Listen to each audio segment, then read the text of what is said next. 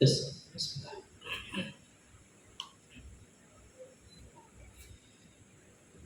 Bismillahirrahmanirrahim. Assalamualaikum warahmatullahi wabarakatuh. Alhamdulillah, Allahumma salli ala Sayyidina Muhammad wa ala alihi wa sahbihi wa man tabi'ahum bi ihsan ila yaumil qiyamah. Rabbi shrah li sadri wa yassir li amri wa hlul 'uqdatam min lisani yafqahu qawli. Allahumma faqqihna fid din wa 'allimna ta'wil ya arhamar rahimin. Sebelum kita melanjutkan kajian kita tentang fikih salat, alangkah baiknya kita bacakan surah Al-Fatihah. Semoga kita semua dalam keadaan sehat walafiat, dilindungi Allah Subhanahu wa taala. Anak-anak kita, istri kita, semoga Allah Subhanahu wa taala sehatkan mereka semuanya.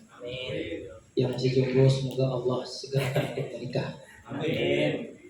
Yang terlilit hutang, semoga Allah mudahkan untuk melunasi hutang. Amin.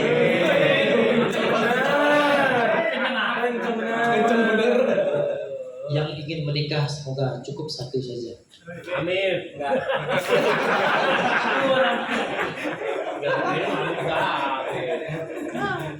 Semoga keluarga kita menjadi keluarga yang sakinah mawaddah warahmah. Amin.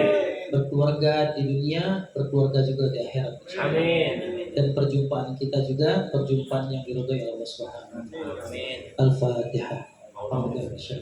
Bismillahirrahmanirrahim. Alhamdulillahirabbil alamin arrahmanir rahim maliki yaumiddin. Iyyaka na'budu wa iyyaka nasta'in ihdinas siratal mustaqim siratal ladzina an'amta 'alaihim ghairil maghdubi 'alaihim waladdallin.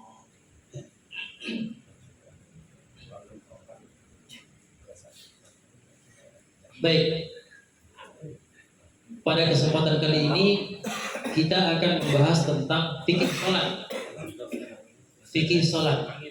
Sementara tentang hadis arba'innya kita ikut dulu.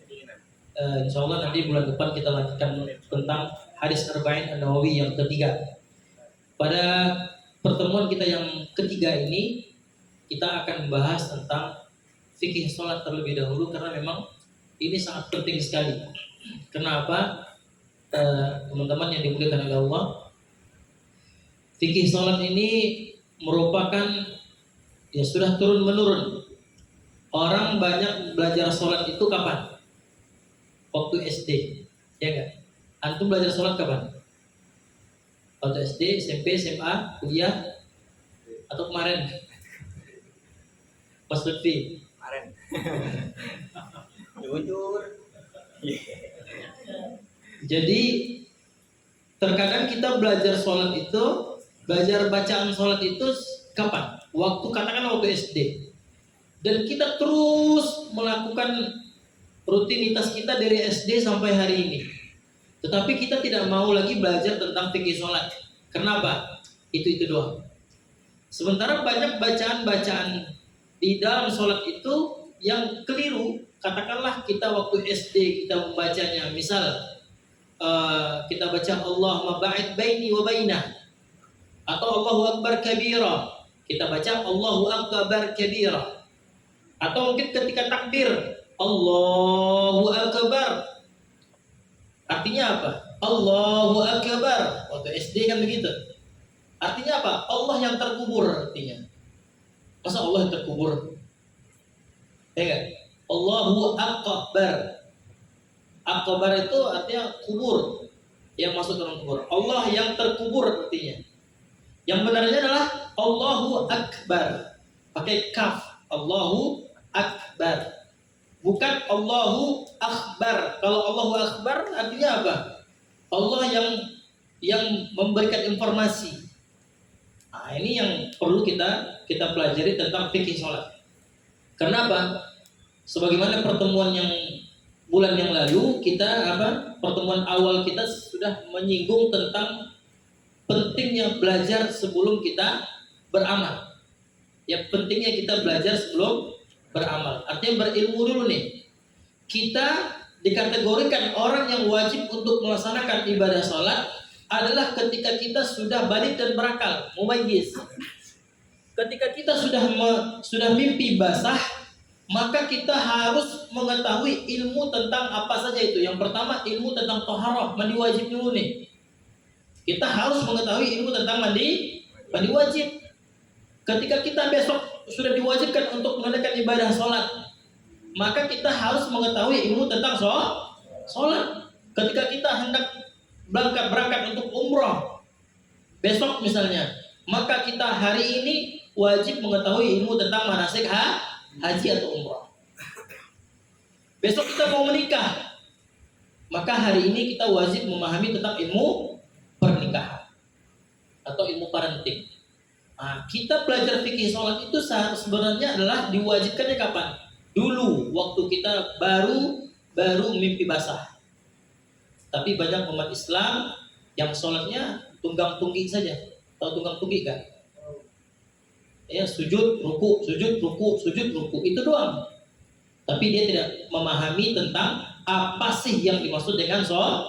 Nah, maka pertemuan kita kali ini kita akan sedikit memaparkan tentang apa sih yang dimaksud dengan sholat dan apa ancaman bagi orang-orang yang meninggalkan ibadah sholat. Orang yang berzina hari ini dia berzina, malam ini berzina, besok dia bertobat, Allah maafkan tobatnya. Ya.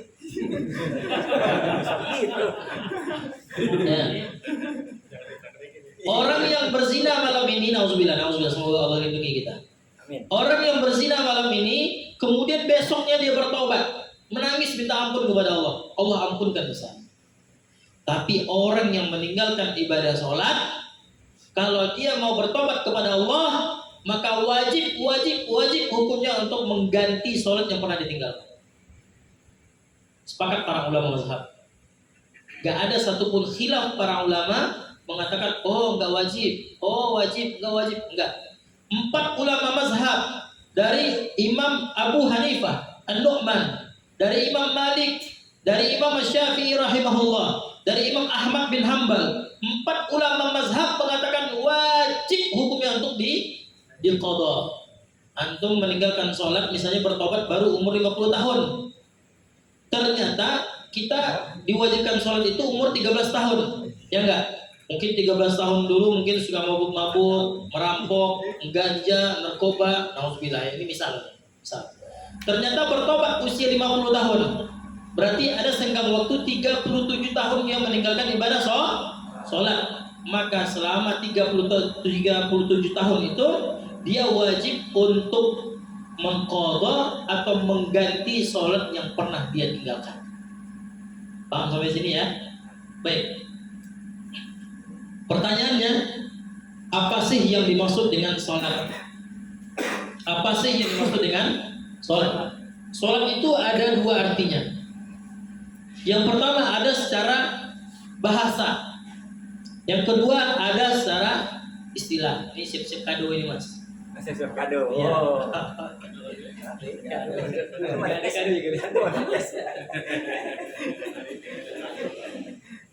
Nah, sholat secara bahasa adalah doa. Sholat secara bahasa adalah doa. Ternyata sholat yang kita lakukan 5 kali sehari semalam itu mengandung doa di dalamnya. Mengandung doa di dalamnya. Contoh. Ketika kita tasyahud atau ketika kita duduk antara 2 sujud, kita berdoa kepada Allah, Rabbighfirli warhamni wajburni warfa'ni warzuqni wahdini wa'afini wa'fu anni. 8 doa kita minta kepada Allah Subhanahu wa taala. Semuanya terangkum di sana. Antum mau minta rezeki, jodoh, dikasih sama Allah. Antum mau minta dimudahkan urusannya, dikasih sama Allah. Ada termaktub atau ada di dalam doa antara duduk antara 2 sujud, dua sujud itu. Rabbighfirli warhamni wajburni warfa'ni warzuqni wahdini wa'afini wa'fu anni. 8 doanya. Antum lagi sakit-sakitan ini. Lagi sakit-sakitan nih, sakit kepala kayak disantet orang, kayak disihir orang, kayak ya rezekinya mampet kayak atau bagaimana lah. Ya, wa'afini wa'fu anni. Ya Allah, maafkan aku dan sembuhkan aku. Ada di doanya di duduk antara 2 sujud. Makanya ketika kita banyak problem, ketika kita banyak permasalahan yang tidak dapat kita atasi dengan logika kita, maka kita dianjurkan untuk sholat. Siapa yang mengatakan? Allah Subhanahu wa taala. Apa kata Allah? Dalam surah Al-Baqarah ayat 45. Antum silakan buka Al-Qur'an. Apa kata Allah dalam Al-Qur'an? A'udzu minasyaitonir rajim. Wasta'inu bis-sabri was-shalah wa innaha lakabiratun illa 'alal khashiyin. Apa kata Allah? Wasta'inu, minta tolonglah kalian kepada Allah. Dengan cara apa? Pertama adalah dengan cara sabar, yang kedua dengan cara sholat. Wa innaha lakabiratun illa 'alal khashiyin. Sesungguhnya sholat itu sangat berat sekali dilaksanakan. Illa 'alal khashiyin, kecuali atas orang-orang yang khusyuk. Atas orang-orang yang benar-benar khusyuk. Kita sulit untuk banyak hutang misalnya. Kita banyak hutang, bawa sholat, minta kepada Allah. Banyak-banyak bertobat kepada Allah. Kita sulit dari segi ekonomi, minta kepada Allah. Kita mau jodoh, minta kepada Allah. Kita mau anak kita mau jadi anak yang saleh, minta kepada Allah Subhanahu wa taala. Dan ternyata Rasulullah SAW itu, ketika beliau ada masalah-masalah yang sulit untuk beliau laksanakan, untuk beliau mencari ide-idenya, maka beliau langsung membawa sholat. Itulah yang dilakukan oleh baginda Nabi Sallallahu Alaihi Wasallam. Baik. Apa tadi sholat artinya? Doa. Baik. Apa kata Allah dalam Al-Quran dalam surah At-Taubah? Wa sholli alaihim. Ya, sholatlah kalian, berdoalah kalian. Inna sholataka sakanul lahum. Sesungguhnya doa kalian itu bisa menenteramkan hati mereka. Siapa yang mengatakan? Allah Subhanahu wa taala dalam surah At-Taubah ayat 103. Ya. Berdoalah kalian untuk mereka. Berdoalah kalian untuk mereka. Sesungguhnya sholat itu sakanul lahum, bisa menenteramkan hati mereka. Makanya orang-orang yang nggak sholat hatinya gelisah, ya enggak? Siapa namanya? Hotman Paris. Kita langsung sebut aja deh. Hotman Paris itu waktu bulan Ramadan dia zooman sama Ustadz Abdul Somad. Ya. Beliau curhat, Ustadz, saya apalagi yang kurang dengan saya? Mobil saya harganya sekian miliar, rumah saya rumah yang elit, uang saya nggak terhitung lagi, aset saya di Bali nggak terhitung lagi, semua uangnya banyak banget. Tetapi kenapa hati saya nggak tenang? Nah itu dia. Kenapa hati kita nggak tenang? Kata beliau begitu. Ternyata orang yang nggak sholat, ya orang nggak sholat, dia hatinya akan kusam. Jangankan wajahnya, hatinya kusam, buntu, nggak ada ide-ide yang masuk ke dalam sanubarinya. Maka orang yang rajin sholat, wajahnya akan berkilau. Orang yang rajin sholat, hatinya akan bersih. Orang yang rajin sholat, dia nggak mikir lagi dunia ini.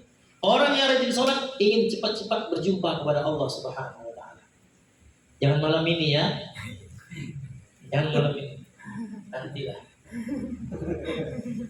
Nanti Mas lebih ke bapak, saya mau malam ini aja. Jangan.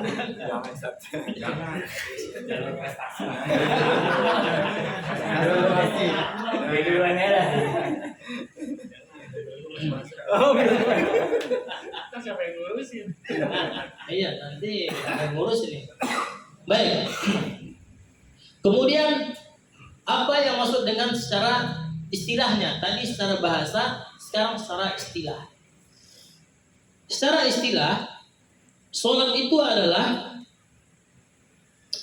sesuatu yang berkaitan dengan ala aqwalin, perkataan, wa af'alin, perbuatan, makhsusatin, yang khusus, perkataan, perbuatan yang khusus. Makanya orang yang lagi sholat nggak boleh menggunakan bahasa Indonesia.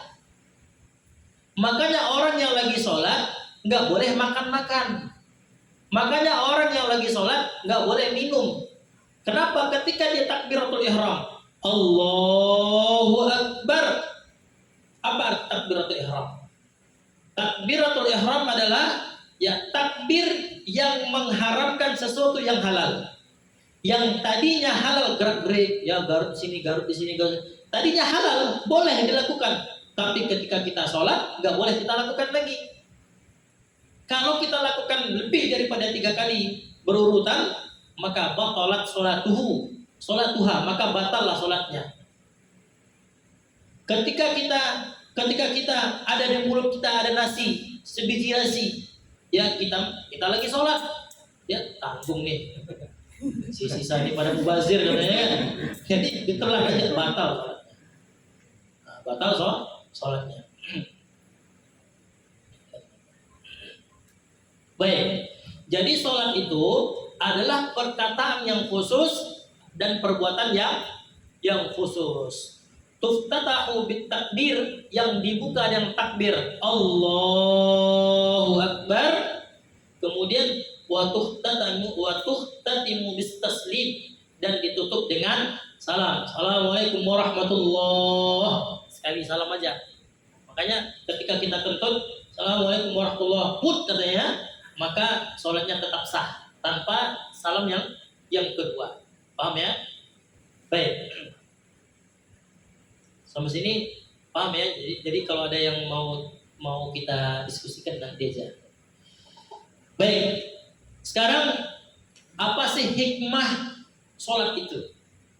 Apa sih hikmah kita melaksanakan ibadah sholat? Yang pertama, hikmah orang-orang yang melaksanakan ibadah sholat adalah ayyan tabihahu al-insan ila haywatihi al-haqiqiyah.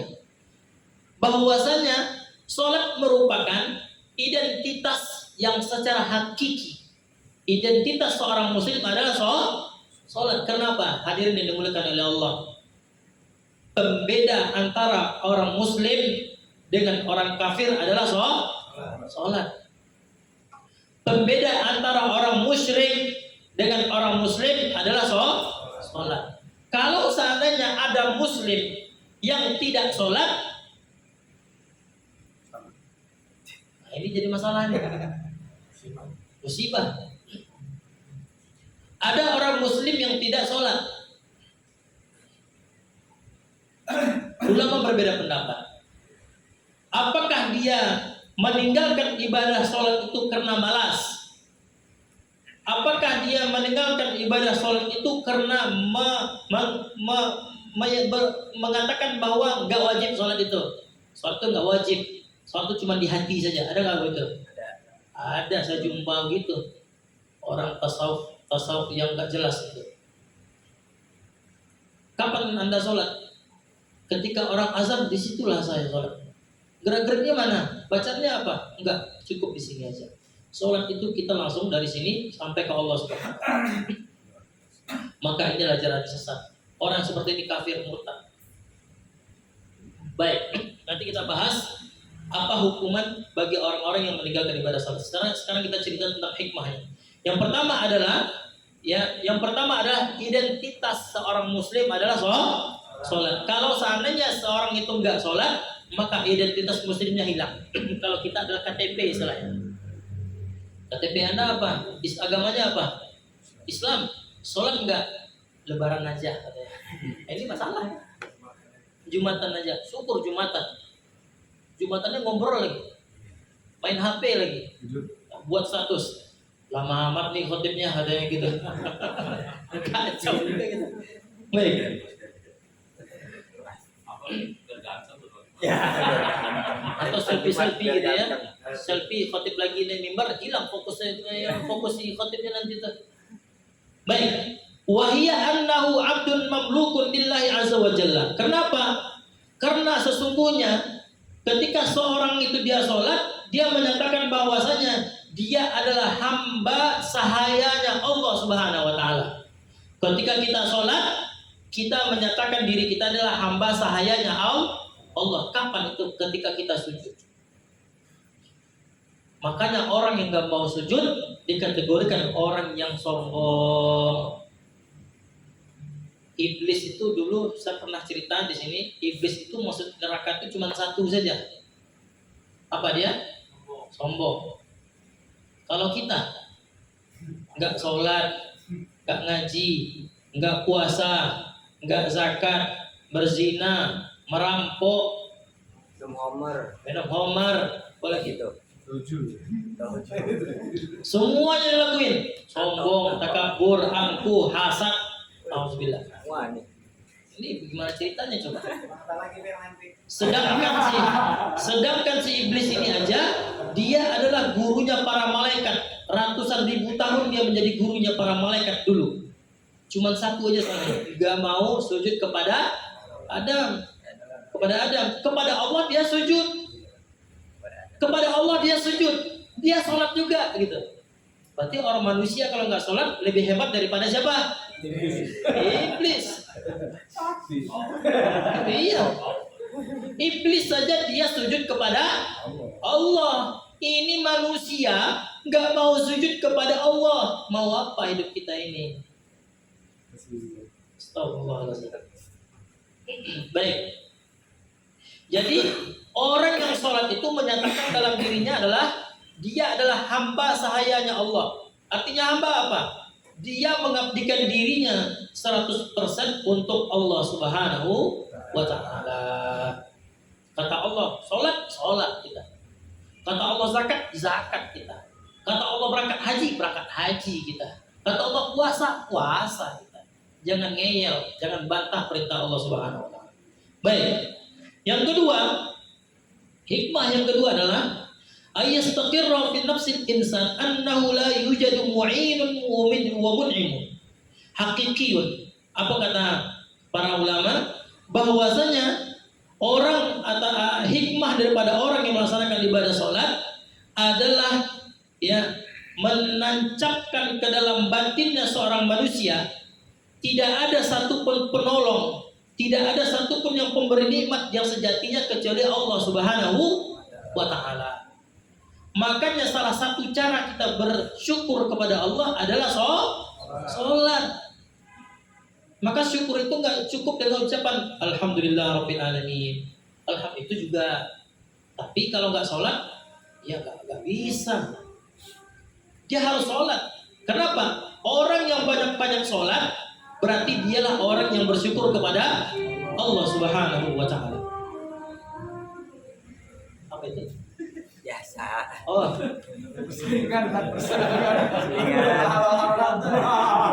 Intermezzo.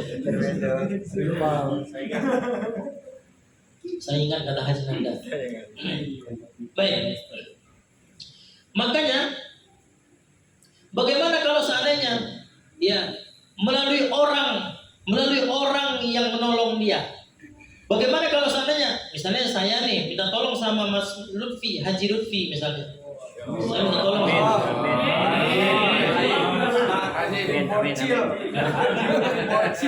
Saya bilang sama beliau, Haji, saya bilang, ini anak saya sakit, tapi uang saya nggak ada. Uang saya nggak ada. Berapa butuhnya Ustaz? 5 juta sih. Gampang. Minta rekening, saya transfer langsung. Nah, sebenarnya yang menolong itu adalah Allah. Karena Allah lah dibukakannya hatinya Mas Lutfi itu. Ya, dibukakan hatinya Mas Lutfi untuk membantu saya. Bukan karena Mas Lutfinya, tetapi karena Allah Subhanahu wa ta'ala melalui perantaraan Mas Lutfinya. Iya, menjadi perantaranya. Makanya luar biasa teman-teman yang dimuliakan oleh Allah. Allah itu sudah memberikan kita nafas gratis. Ya enggak? Allah sudah memberikan kita nikmat penglihatan gratis. Allah sudah memberikan kita nikmat minum kopi nih, udah mau habis kopinya.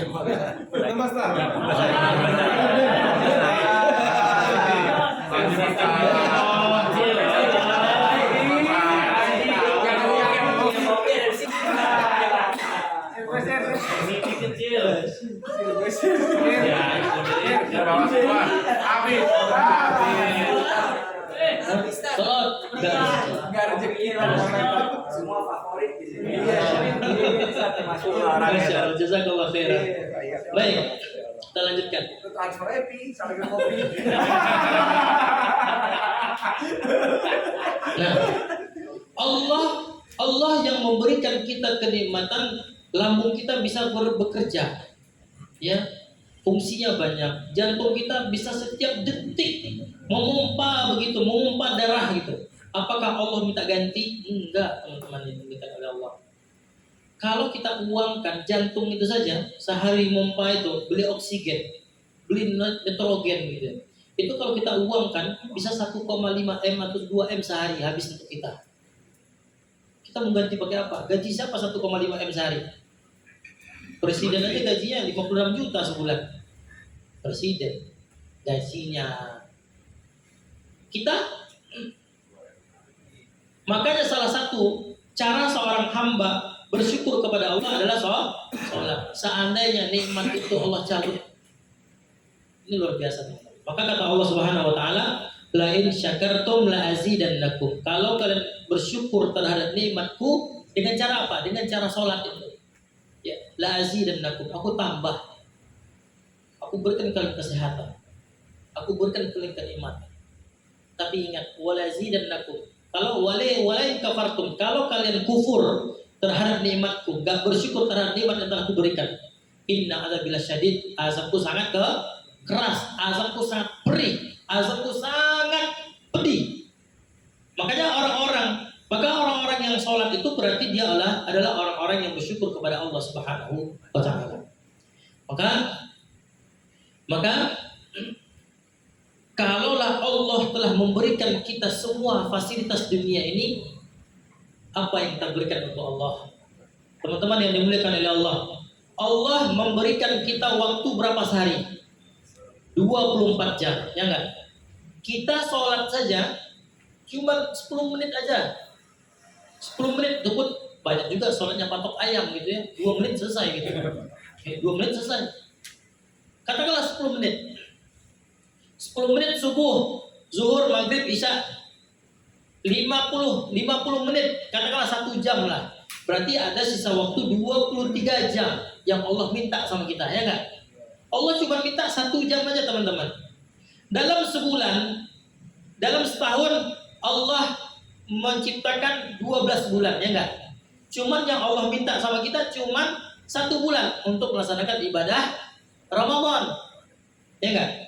Allah memberikan kita rezeki, uang, materi sebanyak berapa? 58 juta.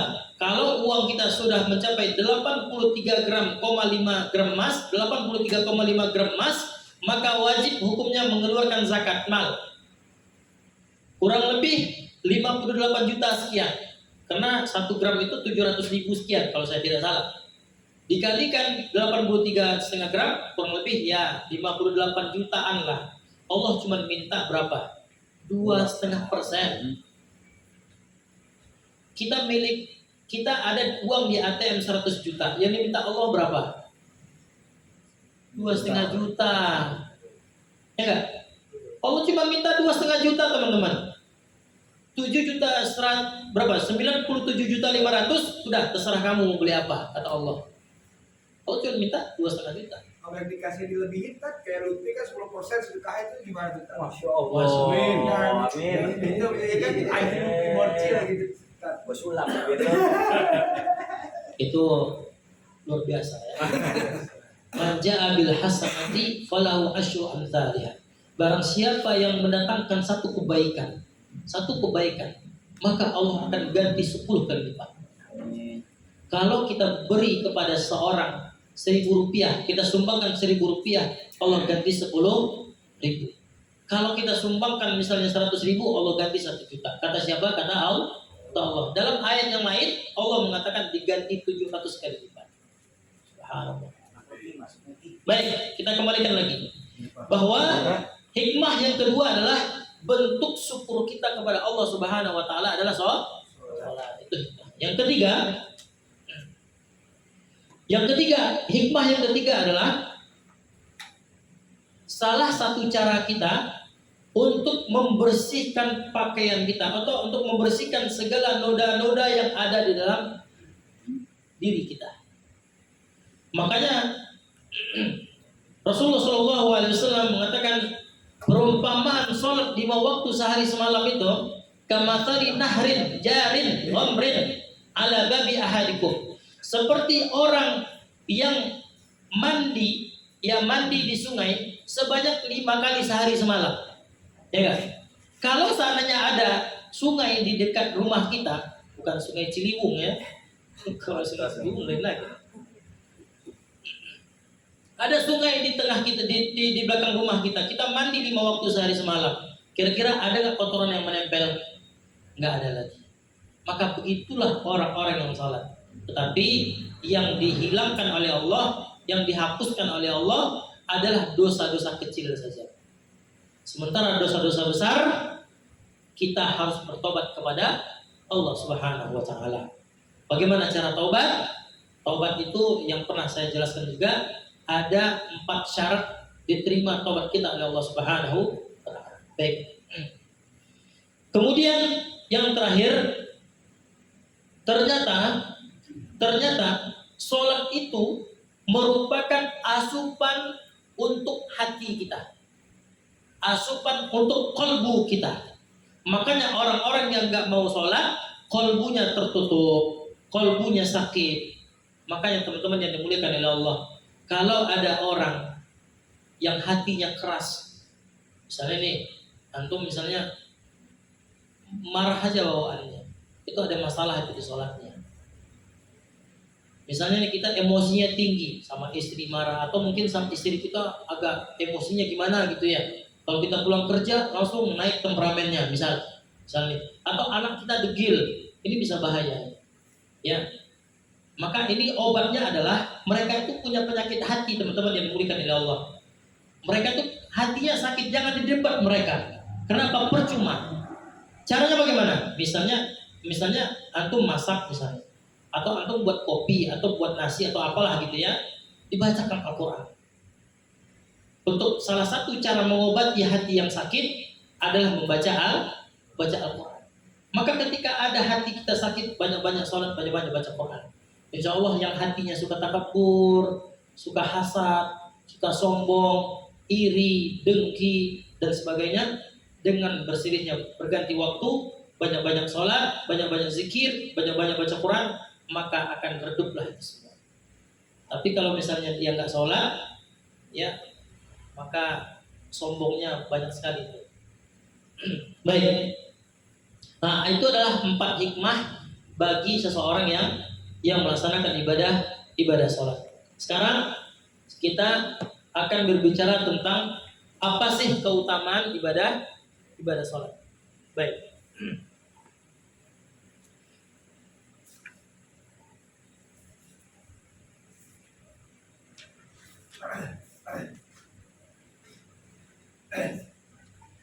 Yang pertama, keutamaan orang-orang yang mengerjakan ibadah sholat adalah sholat disandingkan dengan apa? Sholat disandingkan dengan banyak ibadah di Al-Quran. Artinya apa?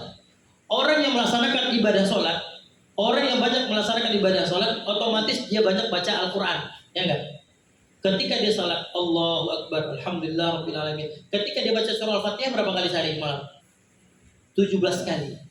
Karena dia baca 17 rakaat. Maka otomatis setiap kali dia baca Al-Fatihah diberi ganti oleh Allah, diberi ganjaran oleh Allah Subhanahu wa taala. Satu huruf yang dia baca diganti 10 kali lipat. Dua huruf yang dia baca diganti oleh Allah Subhanahu wa taala 20 kali lipat. Maka ini luar biasa sekali. Yang kedua, keistimewaan orang-orang yang melaksanakan ibadah sholat adalah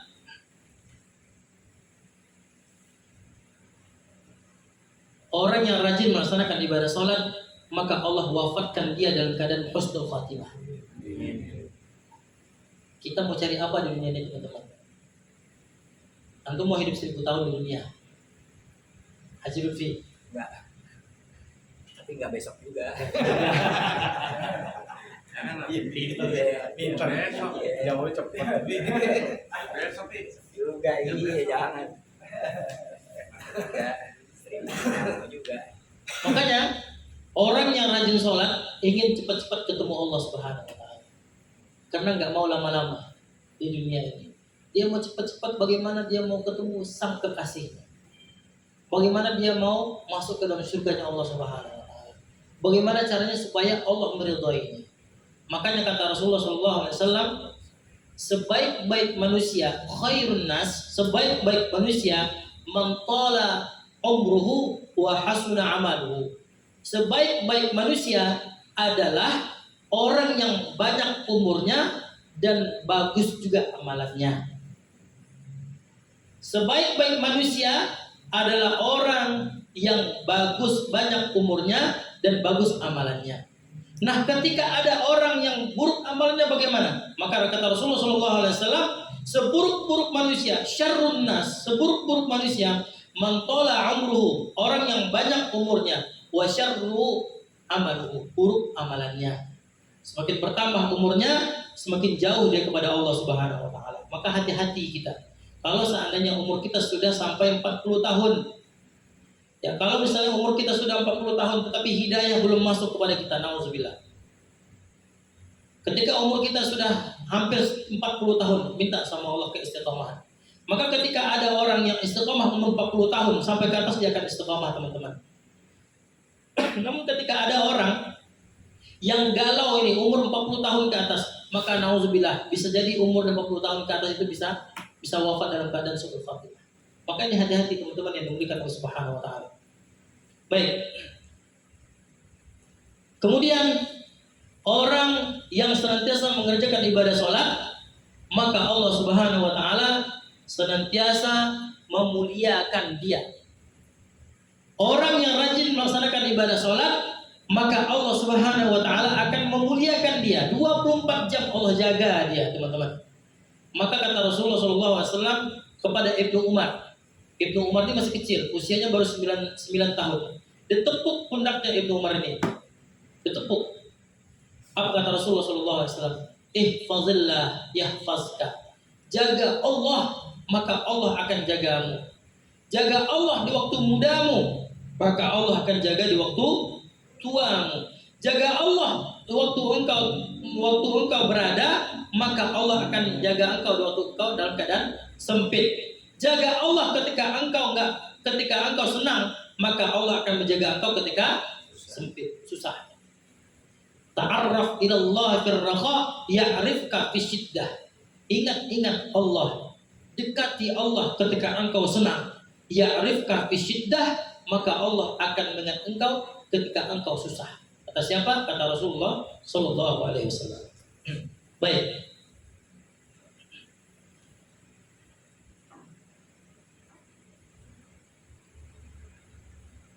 Kemudian orang-orang yang senantiasa melaksanakan ibadah sholat, maka Allah Subhanahu wa taala akan memuji mereka. Orang-orang yang senantiasa rajin melaksanakan ibadah sholat, maka Allah akan memuji mereka terus. Apa kata Allah dalam surah Maryam ayat 54 sampai 55? A'udzubillahi minasyaitonir rajim. Wadhkur fil kitabi Ismail innahu kana, ya ingatlah ceritanya ketika di dalam ceritanya dalam Al-Quran, maksudnya cerita tentang Nabi Ismail alaihi salatu wassalam. Ternyata Rasulullah menyebutkan, diperintahkan oleh Allah, wahai Muhammad sallallahu alaihi wasallam, sebutkan kepada orang-orang kisahnya Nabi Ismail alaihi salatu wassalam. Ada apa dengan Ismail alaihi salatu wassalam? Yang pertama, Nabi Ismail itu adalah shadiqul wa'di, janjinya selalu ditepatin. Kan janji itu jangan ingkar. Ketika kita berjanji A kata kita harus dilakukan. Apa janji kita sama istri misalnya? Nanti kalau kita ada harta, kita pergi main-main ya. Mana apa? Ke Malaysia misal. Ketika kita dikasih harta oleh Allah, kita janji kita ingkari. Ini bahaya juga ya. Makanya janji kita seperti Haji Lutfi, janji kepada karyawannya begini-begini. Maka janji itu harus ditepatin. Apa kata Allah? Ya ayyuhalladzina amanu aufu bil uqud. Hai orang-orang yang beriman, tunaikanlah janji-janjimu. Kalau engkau berjanji meminang wanita, maka tepatilah janji itu. Baca selawat. Selawat aja ya. Maka Nabi Ismail alaihi salatu wassalam yang disebutkan oleh Rasulullah SAW dalam surah Maryam ayat 54 sampai 55. Nabi Ismail itu adalah orang yang tepat pada janjinya. Yang kedua, dia adalah seorang rasul. Yang ketiga ini dia. Wa kana ya'muru ahlahu bis shalah waz zakah wa kana 'inda rabbih mardiyya. Allah Subhanahu wa taala memerintahkan kepada Ismail alaihi salatu wassalam untuk melaksanakan ibadah sholat dan menunaikan zakat. Ketika Nabi Ismail alaihi salatu wassalam menunaikan 3 hal tadi, 4 ya. Yang pertama adalah menepati janjinya, dia menjadi seorang rasul, kemudian dia menunaikan sholatnya, menunaikan zakatnya, wa kana 'inda rabbih mardiyya. Dia Nabi Ismail itu diridhai oleh Allah Subhanahu wa taala. Jadi kalau kita mau diridhai oleh Allah, lakukan 4 hal ini. Tepat kepada janji kita, ya, menjadi seorang yang tabligh. Mungkin kalau kita nggak mungkin jadi rasul kan gitu ya. Tetapi tugasnya rasul itu apa? Salah satunya tabligh, dakwah. Dakwah itu nggak mesti jadi ustadz dulu, Mas. Dakwah itu nggak mesti menjadi kiai dulu baru dakwah. Enggak. Antum memimpin sebuah perusahaan, ya, menjadi manajernya, menjadi bosnya di sebuah perusahaan. Ketika antum menjadi bosnya di sebuah perusahaan, otomatis antum akan mengatakan waktunya sholat. Semuanya pasti ngikut. Semuanya wajib mengeluarkan zakat 2,5%. Semuanya wajib mengeluarkan zakat 0,5%. Kalau enggak, pasti antum akan ikut mereka. Nah, itu salah satu tugas dai. Jadi kalau misalnya dai ini tugasnya para ustaz, para kiai, maka Islam ini gak bakal berkembang, teman-teman yang dimuliakan oleh Allah. Antum dawam Haji Lutfi punya apa nih? Punya anggota misalnya 10 orang misalnya, atau 20 orang, 100 orang misalnya. Amin. Ya. Cabangnya banyak. Amin. Ya. Cabangnya di sini bukan istri yang banyak ya. Cabangnya istri yang banyak. Tapi ini DSG ya. DSG-nya banyak sama cabang. Anggotanya 100 orang. Maka kata Haji Lutfi, ketika azan tutup semuanya wajib tinggalkan semuanya, kemudian sholat. Semuanya pasti ikut. Nah, DPR dakwahnya melalui apa? Melalui tanda tangan. Presiden dakwahnya pakai apa? Tanda tangan. Ustadz dakwahnya cuma melalui lisan, karena dia nggak punya kekuatan. Ya, teman-teman yang dimuliakan oleh Allah. Makanya kita harus kerjasama nih. Bagaimana caranya menolong agama Allah Subhanahu Wa Taala? Karena banyak saudara-saudara kita yang di sana belum mendapatkan hidayah dari Allah Subhanahu Wa Taala. Maka ini tugas kita bersama, teman-teman yang dimuliakan oleh Allah. Ada teman-teman kita yang suka mabuk-mabukan, ya. Ada teman-teman kita yang suka main biliar. Kan biliar kan kalau judi emang haram kan? Iya, kalau main duit begitu ya haram. Oh iya. Main apa lagi? Atau balap-balap mobil taruhan. Oh iya. Ini kan perlu kita dakwahin ini. Siapa nggak mesti jadi ustaz itu dakwah. Kata Haji Nanda kepada Pak Ari, riba Pak. Udah masuk ke dalam hati Pak Ari. Haram Pak itu rokok. Tinggalkan sama Pak Ari itu rokok. Jadi nggak vape. Ganti sama vape.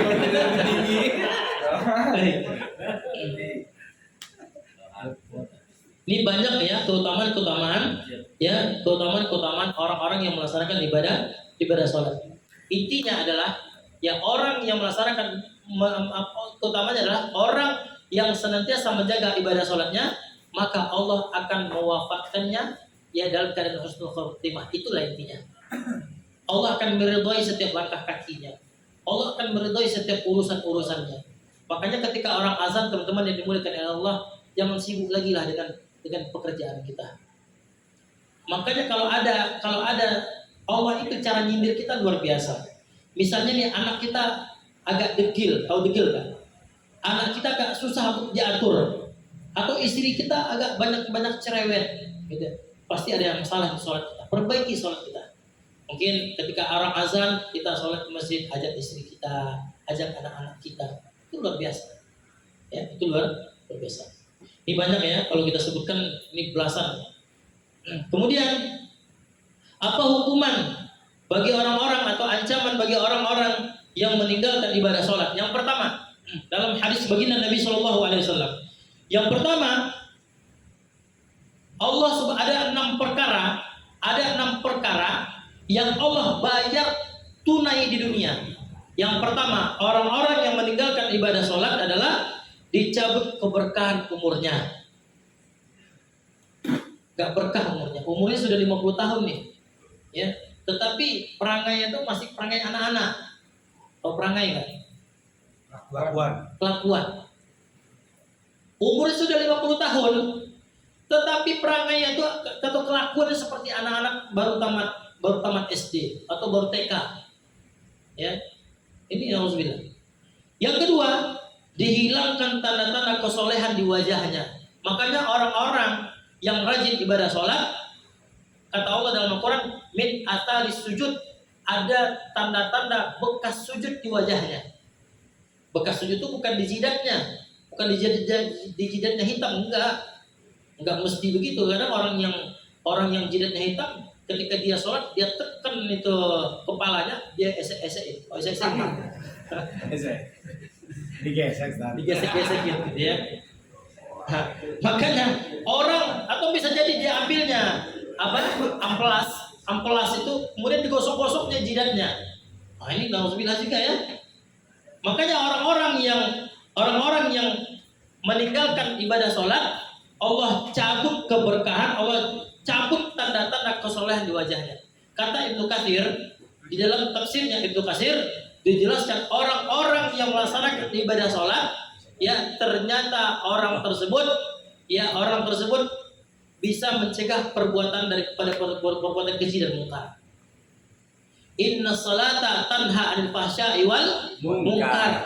Sesungguhnya salat itu bisa mencegah perbuatan keji dan munkar. Enggak ada lagi melihat cewek. Kalau STMJ gimana? Kalau sekali enggak apa-apa. Kalau 2 kali enggak boleh. 3 kali nikahin.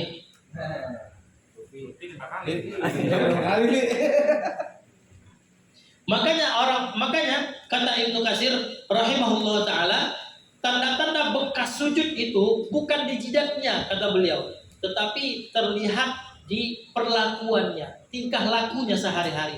Makanya orang-orang yang rajin sholat, dia adalah orang yang baik, teman-teman yang dimuliakan oleh Allah.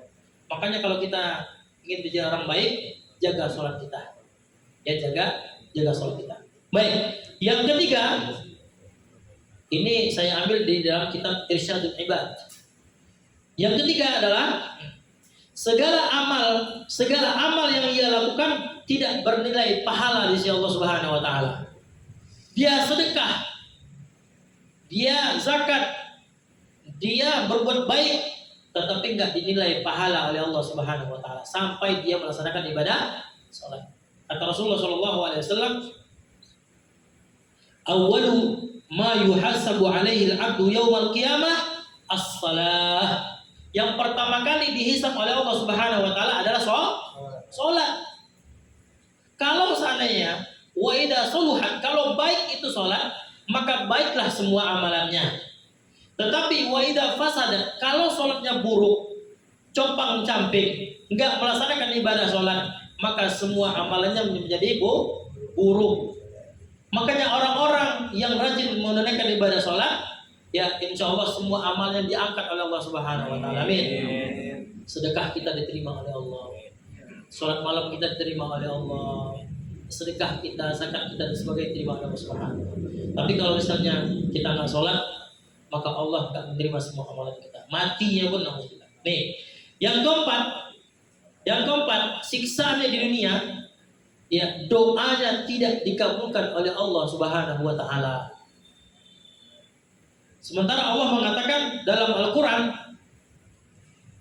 kalau ada hamba-Aku yang berdoa kepadaku, ya ujibu da'watad da'i, aku akan kabulkan segala permintaan hamba-hamba-Aku itu. Kita minta kepada Allah, ya Allah begini, minta sama Allah, Allah akan kabulkan. Kapan? Nanti Allah kabulkan. Mau hari ini, mau besok, mau lusa, mau tahun depan, mau mati besok atau di hari kiamat atau di surga, Allah akan balas itu. Allah kabulkan doa kita. Tetapi orang-orang yang nggak mau sholat, doanya tidak dikabulkan oleh Allah Subhanahu wa taala. Ustaz, ini ada orang nggak sholat, orang kafir.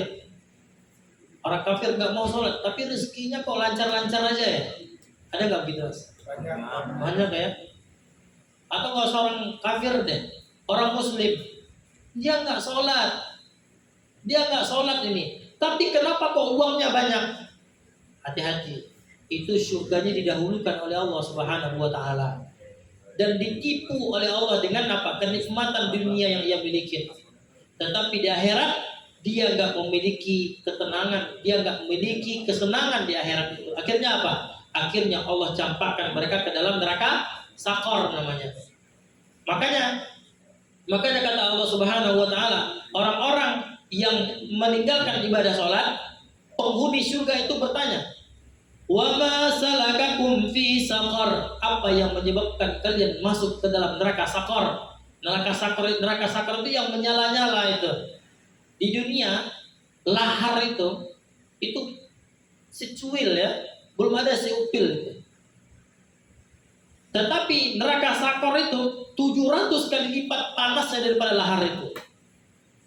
Wa ma salakakum fi saqar, apa yang menyebabkan kalian masuk ke dalam neraka sakor?